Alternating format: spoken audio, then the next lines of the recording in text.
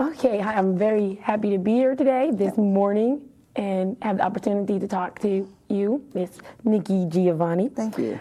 I know you had a long day yesterday. I can relate, I had a long day too, just driving around the state of Michigan. But getting back here on time last night for the reading was great, and two of the three of my kids actually stayed awake for it, but the other one, she's kind of young, so the other two were, and it was great. So thank you. I know we really appreciate it. So today, I think I only have a couple like loose topics to talk about, and we hope that before we're done today, you would want to read a couple from your book. Absolutely. And you can do that whenever you get ready to. Okay. So those topics are, I think I'd like to talk a little bit about Google, what's in a name, and then teaching. And the reason I wanted to ask you about Google is because in like less than 13 seconds, if you type in Nikki Giovanni, there's over 1 million hits. Really? How do you feel about being like over the million mark? You out there in, cyberspace. I think it's lovely. I'm not internet capable, actually. I have actually 3 computers that I should feel guilty. My desktop and my 2 laptops are not connected to anything. My desktop is just a word processor. I think that there's a purple button that you press on your laptop and it does something for you. But I think that that's probably not good for me to do. I have a wonderful web mistress, and she's in Maine, and her name is Holly, and it's called Hollyworks. And Holly handles all of my my webmail for me, and I have the lady. She's like runs my life, actually. It's my calendar and everything. And Jenny answers the other mail. And so if you email me, for example, at Virginia Tech, you'll never get me because I haven't opened that email in 15 years. I simply don't do it. It'll make you crazy, I think. The true response is you can't think of yourself like that. You have to remember that you're just a poet and you have a job to do. So.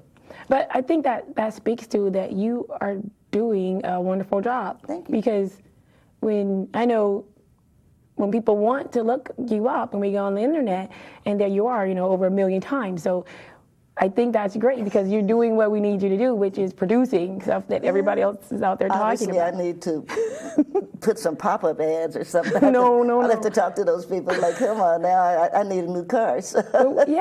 I know you talked about that car. I was laughing. I love my car, but I'm going to buy one. I'm going, my alma mater is Fisk University. I graduated in '67. And the new president of Fisk is Hazel O'Leary. She was the first black woman and the first energy secretary of President Clinton. And we're delighted, we who are alumni of Fisk University are delighted that Hazel has agreed to, as it were, to helm our ship. And we had dinner actually a couple of months ago, and I'm a sucker for I Need You. And Hazel said, I need you. And I was like, okay, I'm always saying yes to things like that. So I talked to Virginia Tech, and what Tech is going to lend me to Fisk. I am skilled in some areas. And I think my basic skill, aside from the fact that I write, is that I think outside the box and I'm good at events. And there are some events that Fisk should have. Fisk University, our main asset is our arts. And our arts are simply not being marketed properly. And anytime that you say spirituals, anytime you say the Negro spirituals, you really should think of Fisk. Anytime you're thinking of music, Fisk should be one of the people. The reason that Nashville itself is Music City is that the Jubilee singers, and going out in 1872, ultimately were invited to England and gave a concert for Queen Victoria. And Queen Victoria, in response to the beautiful sounds that she heard, said to them, well, you must be from a musical city. And it stuck. And Nashville is now Music City. I would say 90% of Nashville doesn't know that the reason that they're called Music City is the Fisk Jubilee Singers. And these are the kind of things that we need to change public perception, because Fisk is needing partnerships and needing to go forward, but we have assets, and the assets are simply not being properly. I mean, I don't mean improperly. I don't mean, but just nobody really knows us, and everybody should, because everybody has benefited from what the Jubilee Singers did, except at this point, Fisk University. And I would agree with that, because I'm growing up in Detroit, just getting information about historically black colleges was not something I really got access to until I was in graduate school. And even today, going back to the internet, doing the search, they don't pop up as much as they should. The information is not as accessible as it should be. So that is great. That's great. I know my nephew's school does a historically black college tour, which I think is wonderful. And like all my kids are going to go on that tour because it's just, and I'm going with them because I haven't been to the school. That's wonderful. So that's great to hear that we're going to get more information about it. Oh yeah, I really, I mean, that's my job. That's what I'm hoping to, that's what I want to do. You know? I'm sitting here feeling like the Geico commercial, you know, the little gecko sits there and he scratches himself and drinks tea. And just love, you know. And he explains to people, you know, I'm a gecko. So. It's funny. What I was thinking is he's always, whoever did that is wonderful, but he's always holding his cup of tea and, you know, sort of scratching himself and doing little things. And so when is this lending going to happen? Do you know yet? Yeah, sure, Very August. I'll be there at least one semester, most likely two, but I'll be there in August till December. And I'm working on some things right now. We're trying to build a partnership with Third World Press Haki, Matt Booty. And of course, Haki was had his first major reading at Fisk University. We're working on an anthology called Fisk Writes. And what we want to do is go back historically to Fiskites, you know, and Du Bois, you know, Bontemps, and all of those, Bob Hayden. You know, you look at the people who've come through Fisk, you know, all the way up to the current people. And then, of course, Arnold Bontemps was our librarian. And Mr. Bontemps was one of the linchpins of the Harlem Renaissance, a good friend of Langston Hughes, and a great body of work. And so we're hoping to be able to find the sponsorship, actually, to have a major celebration of Arnold Bontemps. And that would be just... that would be great. That would be wonderful, yeah, because a lot of people don't know Mr. Bontemps. I mean, everybody knows Langston, but almost nobody knows Mr. Bontemps, who was a Californian who worked his way into New York. And Mr. Bontemps had children, though, and unlike a lot of the Renaissance people, he had a bunch of kids, and so he's cute, and he had a lovely wife when they came back. They had children from the beginning, but it gave him a different incentive in terms of what he needed to do, whereas Langston, who did not have biological children, could stay in Harlem. Langston bought his first home when he was 50 years old, so you can see how long he sort of floated through New York. But Arnold needed a home, and so he was one of the first people to accept the call to go to, in this case, we were very fortunate, he came to Fisk because he had children, he needed a home, and he needed a regular paycheck, whereas most of the Renaissance figures that you know had no such needs and therefore allowed themselves to, you know, Claude McKay and them just run around the world. But Arnold had to settle in. Settle in, and that's wonderful. So I look forward to knowing where you are and what you're working on. Thanks. That does bring up another point. This year starts the 200th year commemoration of the British Parliament Act that abolished the transatlantic slave trade. A year later, what was the United States followed in 1808. And here in West Michigan, we do have a collaboration that's of all the different colleges, universities, and libraries that are looking to commemorate that event. What do you think about just? It's really not something that I had thought about before. In all my, I mean, I love history, but it's not a part of a regular celebration to think about that. And on this 200th year commemoration, I'm really happy to be in West Michigan around people who are considering, you know, how do we bring this to a conversation, like the beginning of, and we have to be very clear that, you know, to say, okay, you can't go back to the shores, we're saying, no, it didn't automatically, you know, change things overnight, but it was a move in a direction by a country that really, you know, influenced that whole trade that the slave is in the whole event that we're a part of. Do you notice anywhere else, or is it a conversation about that event anywhere else? Well, the slave trade, quite obviously, is an unspeakable, an unspeakably evil situation. On the other hand, as we look at what did happen, not what we wish would happen, without the slave trade, we would have no industrial revolution. The slave trade fired that. Just the need for iron, the need for shackles, the need for bullets, the need to reinforce boats, all of that. The Industrial Revolution, which we forget when we study that, is built on the African slave trade. Obviously, there are other problems that are going to come up in the modern world, so we're not, okay? But I live in the state of Virginia, and I'm not trying to justify the slave trade because it was it was an unspeakably horrible thing. On the other hand, if we erase the African presence from America, we have nothing.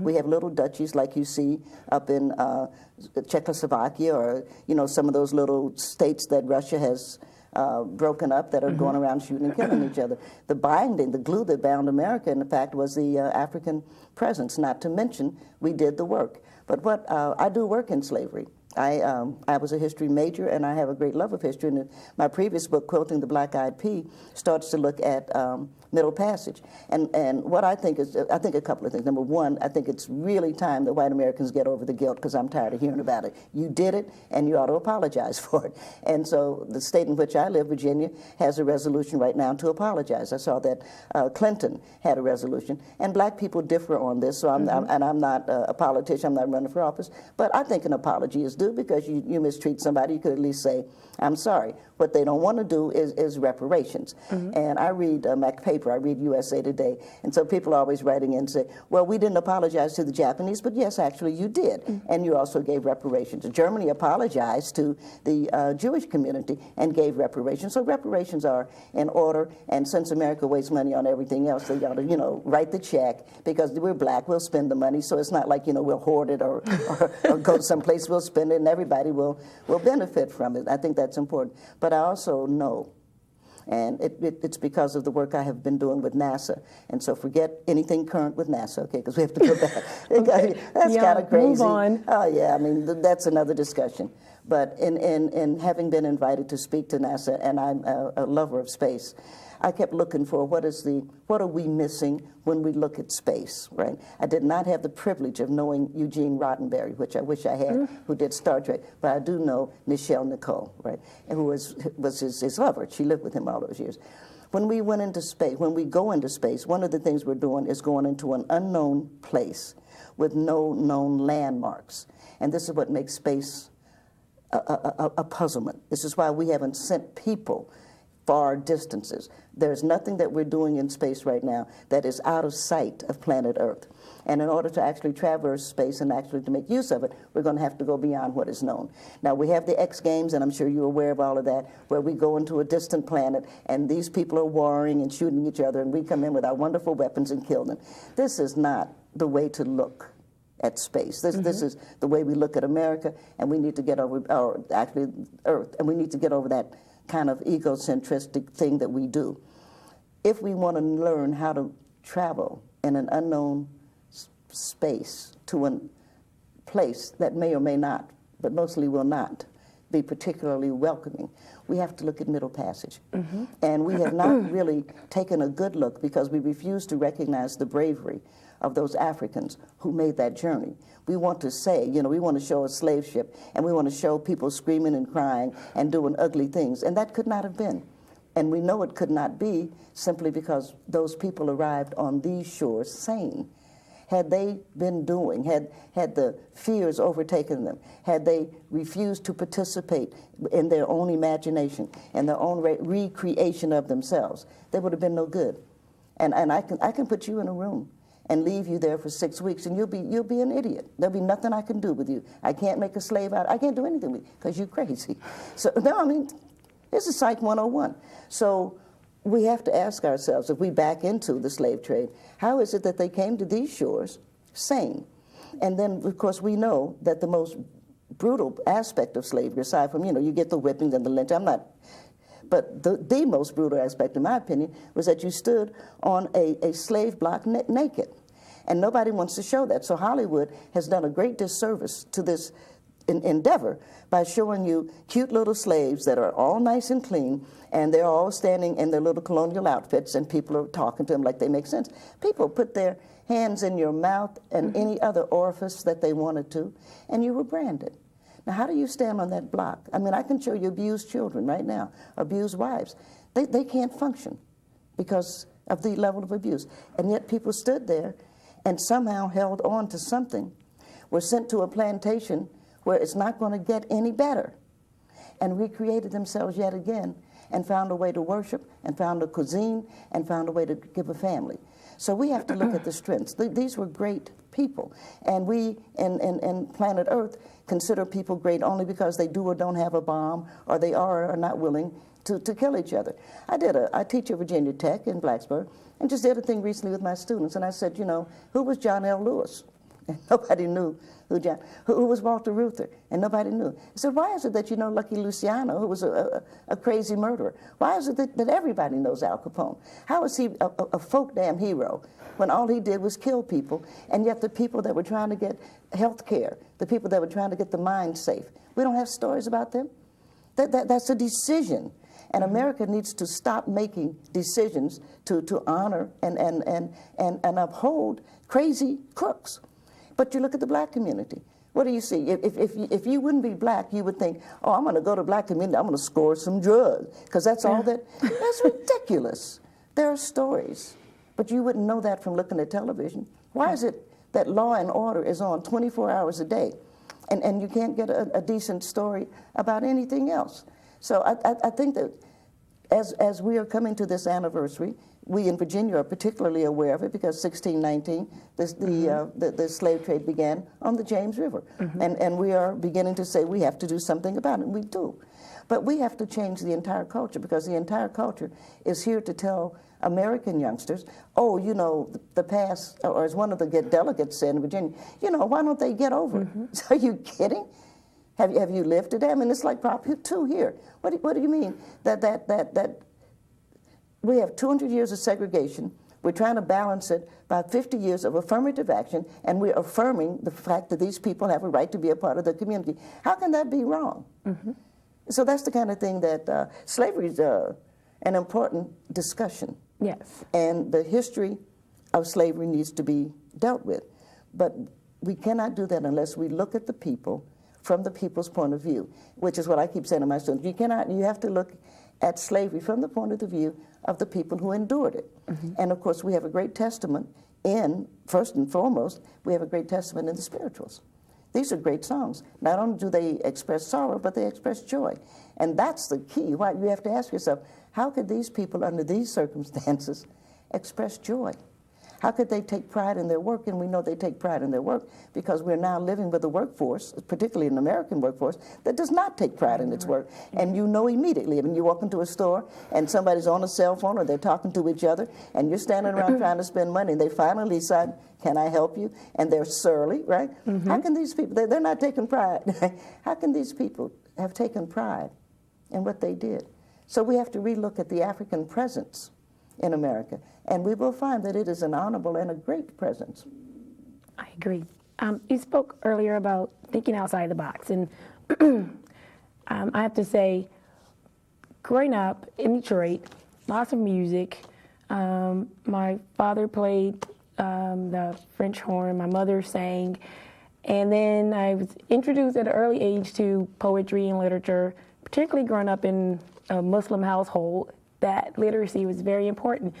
And what I remember about poetry, probably up until my college years, they really didn't distinguish very much between the feeling of music and the reading of poetry, or any of the poets. I just sort of consumed it all. So poetry for me, particularly poets of the Black arts movement, which is what I was mostly exposed to until school, and was it was all one. And I can't remember sort of when I fell in love with writing or poetry or writing poetry, but I do distinctively remember sort of when I fell in love with you as a teacher. And this is when I was a graduate student at Penn State. And I get all my information offline, okay? Good for you. I was online and I was looking you up, trying to just see where you were and what was going on, and I came across the rent party you did. It was 1996 or something like that, the information I got, and I was like, that's how I like to teach. I like to teach students things that are applicable outside of class, and the students have to see how it is applicable outside of class. And she said, if I known then you weren't answering your email. I understand. You No, were emailing me? I was like, this is great. How do you, Oh, I'm so sorry. No, that's okay. But I just thought it was great, experiential, hands-on, taking something. And I still teach that way today. Mm-hmm. So what influences when you decide, what your students are going to do? How do you get them, I know that's one way to get them thinking out the box and try to get them thinking about perspectives and being able to hold different perspectives. I had a wonderful 8th grade teacher named Alfreda Delaney, and Alfreda died about 5 years ago now, and we remained friends all through the years. And Alfreda would start our English. She was 8th grade English, and every morning she would read from. She loved Aunt Edna St. Vincent Millay, mm-hmm. and every morning she would read a little something. But her favorite was, of course, I Burned My Candle at Both Ends. And she would say, and soon we'll get to my favorite. And so she's reading all this poetry, and soon we'll get to my favorite. And what enchanted me about that was that at least one of us in the class was enjoying themselves. In this case, it was Miss Delaney. And that's what I took from it. I mean, it wasn't that, we were 8th grade. I knew Edna St. Vincent Millay because I was a good reader, but I wasn't as enchanted as Miss Delaney was. And I did learn, though, that what you do is at least one person will love it if you do what you love. And, of course, teaching Harlem Renaissance, we had which was wonderful, we had a fish fry on the drill field. And I was just teaching the kids how people made money during the Depression. So let's have a fish fry. And everybody's like, yeah, this is cool. And it was great. Michael Vick was in school then. And so Mike came over, Frank Beamer came over, so all of a sudden they were realizing, oh, we're talking to important people, and the president came. And we were selling it at 1920s prices. So we're selling fish fry. We're selling Virginia flounder at 50 cents, right? We made $650 and some odd change, right? And so the kids were absolutely enchanted, like, what are we going to do with this money? And I said, well, now we, in the modern world, have to ask ourselves, what did it cost us? Mm-hmm. And, of course, it cost us a little under $3,000 because, well, we're not allowed to do what the people did. In the old days, they would go into the park and they'd fry the fish and they'd make it. But they began to see, oh, this is how, because you look at the Depression, you say, how are these people making it? And again, you come to the Depression, and I'm not knocking the Joad family, and I'm not against Of Mice and Men, and all of these wonderful Steinbeck kind of things. But you have to remember, the Harlem Renaissance is running right through the Depression. Mm-hmm. So we're back to the term that we used before. How do these black people in Harlem, being segregated against, having no work to do, how did they decide that what I'm going to do is tap dance? I'm going to do Blackbirds of 39. How did Josephine Baker say, well, I should put some bananas, on my tits and I should go dance in Paris? And joy is a key word. We have to really quit studying or quit looking at an enforced, in my opinion, pathology. And that's not to say that there are not some things wrong with the black community, because God knows we're Americans, so there are going to be things wrong with us. But we have to look at that sense of joy. And I wanted my students to do that, and we have a good time. I do things, it just comes up. I do things because I thought, oh, won't this be fun? Yeah. And we talk a lot because everybody thinks of ethnicity in terms of black and white. And I do a thing, and I do it about every 2 years just because of the way, and we did it this year, we did it last semester. It's called a taste of the class. And what the class has to do is bring in a dish that their grandmother would fix. Me, I bring in chitlins. Okay. I do chitlins. But you realize then that we have ethnics there. People bring in German dishes, Lithuanian dishes, Russian dishes. It comes, I have African students. All of a sudden, everybody realizes they're not just white. Mm-hmm. They come from someplace. And I think that that's important. And as we come together, we realize this is good. Those are very important conversations too. It's like they know it, but if you don't talk about it, if you don't discuss it, you can't discover what you know and the connections. Yeah. Well, we are, I didn't get to all of my themes, sorry. But hopefully hopefully you like me enough that you might talk to me later. That's my plug to try to talk to you later. Email me. Somewhere. I will. I'll say, hi, Holly. No, you have to snail mail me. I always answer. Okay. Yeah. We have about 5 minutes left, so we're going to take that time to give you your text. Thank you. I really like Acolytes, and so I appreciate it. It's a pretty book, but this is the book that I wrote during the time that my mother was dying. Mm-hmm. And we have been talking about the slave trade. I was invited to give the invocation at the opening of the Underground Slave Memorial in Cincinnati. It's really wonderful. It's the Underground Railroad and Freedom Center. And normally the invocation for those banquets is done by a priest or a rabbi or something like that. And I think to avoid the conflict, I'm on the board. I was invited to do it, and I'd like to share that because I know I'm only going to get one poem in here. Okay. And no, because we've been talking about these Africans, and they're wonderful people. We gather.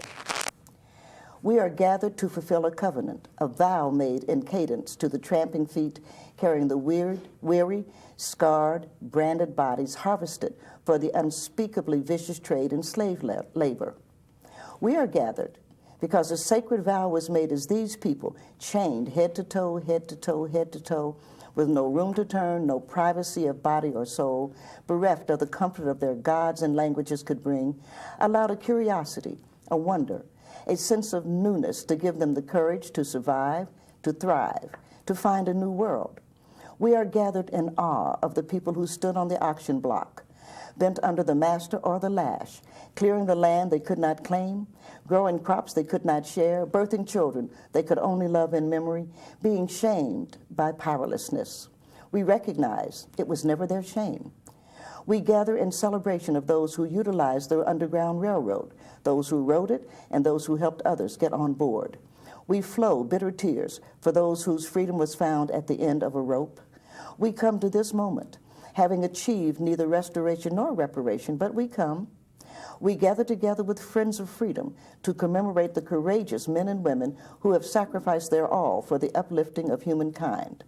We find in this moment the same moon reflecting the same brilliant sun, the same stars dancing among the same night skies. We gather because 384 years ago, the cargo that stepped off a Dutch man of war, being exchanged for food and water, recognizing this was not a good situation which would get better anytime soon, still decided to live and fight their battle with a glorious song raised to a new God in a strange land. We gather because it is the right thing to do, and it is to that that we say, Amen. Thank you. Thank you. So we are at Acolytes. It's a nice book. It's kind of a sad book. And we get about 3/4 in, and I finally realized I can't read. Did you see Dreamgirls? Mm-hmm. And you remember when Jimmy said, I'm not going to sing any more sad songs? Yes. And Jimmy does his rap. And I was about halfway, well, a little 3/4 of the way through. And I said, Nikki, write a love poem. You have to write a love poem. And so just because I had to take myself out of the molasses, you know, my dog, then my mother, then my sister, then my aunt, then Rosa Parks, then Edna Lewis, and these were all either good. Well, my mother's sister, but Edna and Rosa were good friends and mentors, but they all died almost 90 days in each, 61 days, and then 90 days, and then 90 days. So it was just like you were just reeling from the deaths of people, and in the case of the dog Wendy, things you loved. And I started to write because that's what you do. I was sitting with my mother; she was dying. Just prop my feet up, and I don't know if the Muslims do that, but Jewish people sit shut. You sit with the dying, And so I sat and began this book. I didn't know I was beginning this book, but and I was writing, and that was a good thing to do. But then you have to try to move. You have to get out of that. Yeah, you have an obligation, and as I say, I know I'm not the only person whose mothers died, but I'm one of the few whose writer whose mothers died, and I think it's important to capture some of my feelings. You can share it because a lot of people in your audiences who are reading this book have had similar situations, and writers should write about it. We have to do the pain as much as the pleasure. Yeah. All right. Well, thank you very much. Thank you.